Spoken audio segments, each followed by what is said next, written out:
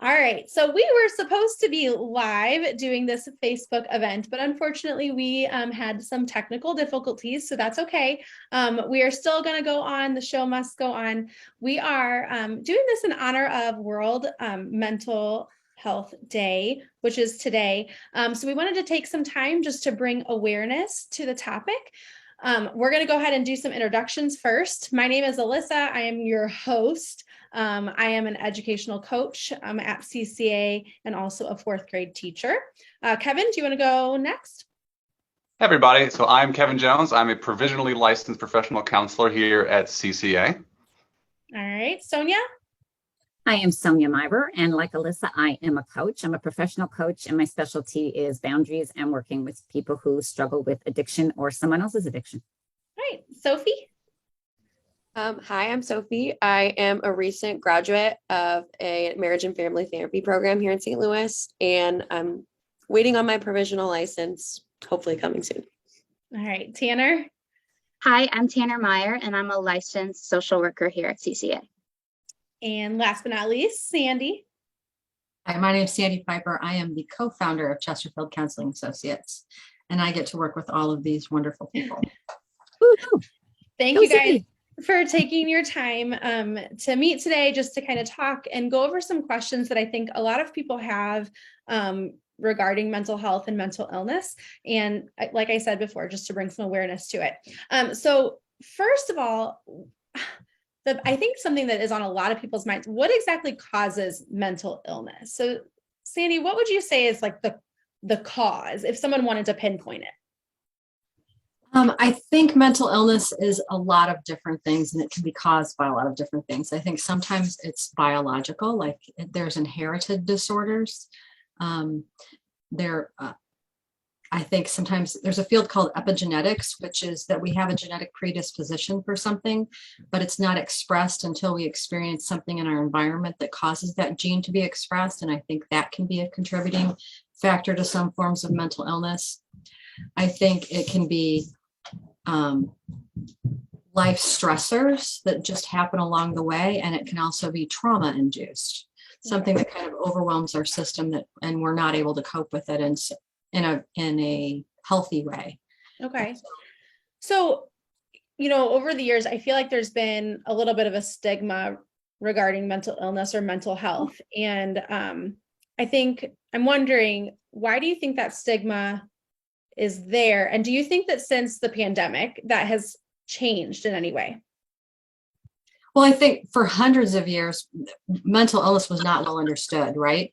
And so we would have these, like if something went wrong, we would say somebody was a witch and we would burn them at the stake, or they were put away into these insane asylums and they were treated horribly. They were possessed by the devil would be something else.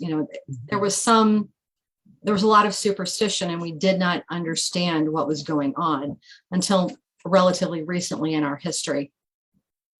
I would actually say that the stigma is lessening, and I would say that if there's something that's going to come out of COVID, it's going to be that we have a better understanding and a better acceptance of the things that cause people to not be well mentally, and that we need each other, and when we get out of relationship, that it puts additional stressors on us that cause ill health. Right. So, yeah, I think people are more and more comfortable reaching out to, like, ever since the pandemic, there's been a push towards mental health. And so people are starting to realize, like, hey, this is actually kind of normal to seek help. And so, Kevin, this is for you. What kind of lifestyle changes? Say you have someone who is dealing with symptoms of a mental illness. What kind of lifestyle changes could they do to help alleviate some of those symptoms? Thanks, Alyssa. I really appreciate the question. And I love that kind of what Sandy talked about of just the increase in knowledge and understanding that we're experiencing as we have gone through the pandemic and as mental health has really been pushed to the forefront. And so with symptom alleviation and sort of lifestyle medicine, as it's called, there's 6 big things that I want to briefly touch on. And that's diet, exercise, substance use, sleep, social support, and mindfulness. So real quick, diet. Diet has strong correlations with symptoms of depression and anxiety. And certain diets, like the Mediterranean diet, which is high on veggies, high on fruit and nuts and legumes and fish, and low on meat and high fat dairy, shows reduced inflammation in the brain, shows reduced symptoms of depression and anxiety. And so what we eat has a massive effect on how we feel. Second, exercise. Exercise is the Achilles heel to a lot of mental illnesses. It really helps with the symptom alleviation. And in fact, exercise has shown to have equal effects as some antidepressants, actually. And so exercise, in addition to exercise, is also like the number one non-medicative way of treating ADHD. So exercise is key. We are whole body creatures. And if we're just treating the mind or the thought patterns, but not the body as a whole, we're leaving a lot of stuff out. Third, substance use. Substance use dramatically impacts the way we feel and think. So alcohol is depressant. Nicotine, caffeine, other sort of illicit drugs. All of these drugs provide a high, but then you come down off this high into anxiety, into depression, which then makes you chase another high, and now we're on the cycle of addiction. So substance use and regulating that substance use, diminishing alcohol, diminishing nicotine, diminishing caffeine, these can dramatically improve our mental health. Sleep. Sleep is the foundation for our well-being. Without good sleep, we are not going to be a good space. And so sleep, especially the deeper stages of deep sleep and REM sleep, where our body transforms and rehabilitates itself mentally, emotionally, physically, is key. And all the things above, diet, exercise, substance use, you guessed it, affect sleep. And then the last two, social support and mindfulness. Both of these, utilizing mindfulness, practicing mindfulness, and intentionally engaging with the people around us who love us and who care about us, dramatically influence not just how we feel, but actually our neurobiology, and really diminishes the effects of different mental illnesses and increases our well-being. Awesome. That is such a good answer. Like Wow. I'm taking notes over here. I'm also thinking to all I'm like, oh my gosh, the last time I got a good night's sleep was I'm not really exactly sure when. So thank you for that. So you talk about all these things we can do for ourselves when we are suffering with mental illness or the symptoms of mental illness. Tanner, how would you best support someone who is going through some sort of mental illness or going through symptoms or things like that? And like, as a bystander, you want to help them, but you're just not sure where to go. Absolutely. So I think it really depends on the dynamic of the relationship. Is this a parent and child? Is this a teacher and a student? Is this two adolescent friends? It kind of depends on the answer. But first, I would say listen without judgment. If you watch Ted Lasso, or if you know Walt Whitman, my favorite quote is curious, not judgmental. So if you do have questions, it's okay to be curious. It's okay to ask questions of, why do you feel this way? Or how does this affect you? Or what's your biggest fear? Those are great questions to ask, but you also don't have to have the answers. Sometimes a person with depression or anxiety just needs to be heard. And if you ever want to kind of know going into a conversation what your role is as the listener, you can even ask a person, okay, is this something you want to vent or talk, or do you want some problem solving? Because sometimes people do need a next step help. So that's a good distinction to ask. I think what's also really important to ask is, are they suicidal? Are you having suicidal thoughts? Asking that question brings this dark topic to the forefront and is actually how we prevent suicide from happening. It can be a really difficult conversation to have. We actually do have a blog on our CCA website if you'd like to read more about how to talk to someone about suicidal thoughts. So I would check that out. If you are an adolescent, I would say talk to a trusted adult. So some examples are parents, school teachers, a school counselor, a coach that you have, a social worker if your school has one, or in worst case scenarios, a police officer calling 911 based on the situation. If you are a loved one wanting to help someone, like a parent or a cousin or an aunt or something, there's actually so many resources online with a simple Google search. Some places I recommend looking are Mental Health America for Eastern Missouri, NAMI, National Alliance of Mental Illness. CHADS Coalition works a lot with prevention of suicide and depression, mostly in youth. mental health hotlines. There's places to talk to people if you are suicidal. 988 is the new hotline, correct? So that's great. There's also hotlines based on demographic. Are you queer? Are you transgender? Do you have certain beliefs? So there's people willing to listen to you. And then also call CCA. We've got great therapists here and coaches and great resources. And if we can't help you directly, we are sure to find someone who can.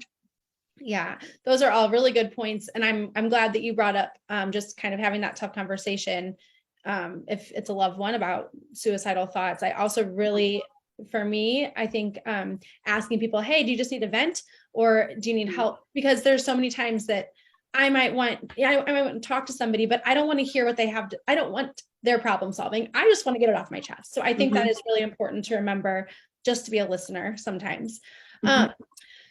So say, someone decides that they are going to seek therapy.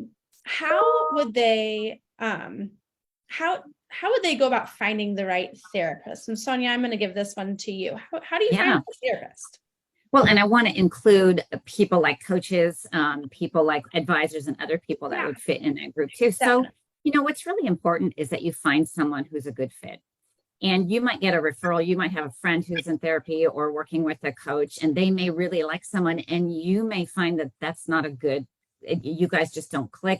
Your therapist doesn't have to be your best friend, but you do need to find a level of rapport. And I would say that if that doesn't click within the first couple sessions, it's okay to keep looking. And sometimes we're afraid, we don't want to hurt somebody's feelings. I would think everybody on this call would say, I would prefer that you get the help that you need than that you stick with me because you feel like you're going to hurt my feelings. So, and there's a lot of different factors that go into finding a good therapist. It's a little bit like if you were looking for, physical, a doctor, you're looking for someone who is trained in what it is that's going on with you. So most of our counselors they have a foundational level of work that they do with people for things like general anxiety and depression. Other kinds of things that are just typical for mental health. But then there are specialists, people who will see you if you're dealing with an addiction, if there is a mental illness, OCD, things like that. We have, even on this call, one of us is a little bit more in tune with working with marriages and working with families. We have people who specialize in autism, people who work with people who are transgender. So you really want to find someone who's a good fit for you and also for whatever it is that you're struggling with. Also, obviously, you're going to want to know that this person is certified or licensed or has the education to back what they're doing, because just about everybody can call themselves a coach these days, and you want to watch for that. And you also want to make sure that technical things like where are they located? Am I looking for someone online? Am I looking for someone who's going to be there available during the hours that I can meet them? And then, of course, finances and insurance can play a role. One of the things that I love about CCA, if I can just pitch for us again, is that we have a plethora. We have so many different kinds of therapists, different ages, different, just different perspectives. But we also have a variety of different education levels and different experiences. So we might have someone like Sandy, who's our, founder of CCA, brings decades of experience in education. She's a licensed therapist. And then we have our counselors in training who are pre-licensed, but all of them can be really beneficial. So some of our people who are just coming out of schooling and working towards licensure, their rates can be more reasonable, but they're also under supervision, which means that someone else is hearing about what it is that's happening. So you're getting a second set of eyes, and they're coming from their educational source with the newest right. strategies, the newest information. So I wouldn't rule those people out either.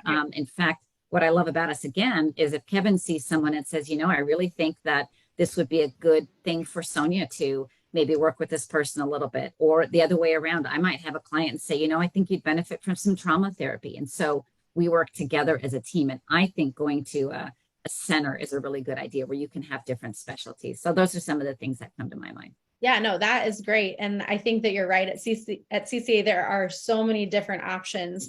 And it can be kind of overwhelming, I think, sometimes, like, okay, I need a therapist. And you put in a Google search and you're like, oh, I don't even know where to start. So just kind of like narrowing it down to or just remembering that as the person, it's your experience. So you need to find the person that fits best with you and your needs. And just real quick, if you're interested, if you go to our website, chesterfieldca.com, there is a tab you can click that says, help me find a therapist. And our client care coordinator knows all the counselors and be able to connect you with someone that would hopefully start to be a good fit. Yes. So with you guys working primarily as therapists and coaches, my role is a little bit different just because I'm with, the littles and the educational side of it. I'm curious as to, you all chose this profession for a reason. So I'm wondering, what is the most rewarding part of your practice? And then also, how do you think that clients who, they've established a routine and they've been in therapy for a while, maybe they've felt a little uneasy at first. How do you feel how do you perceive their feelings towards therapy as they move towards their journey? And Sophie, I'm going to put this one on you. Great. Well, of course, the most rewarding aspect is very subjective. So in my opinion, I think the most rewarding part of being a therapist is doing work that's very meaningful and transformative for the people in the communities that we're serving. People are coming to us oftentimes in the most difficult and vulnerable times in their life and trusting us to guide them. And I think that is so special. It's really awesome getting to watch people grow and learn about themselves and working collaboratively with them. All very rewarding. And as far as establishing consistent therapy, it is very common for clients to come in and feel very apprehensive, especially if they haven't done it before.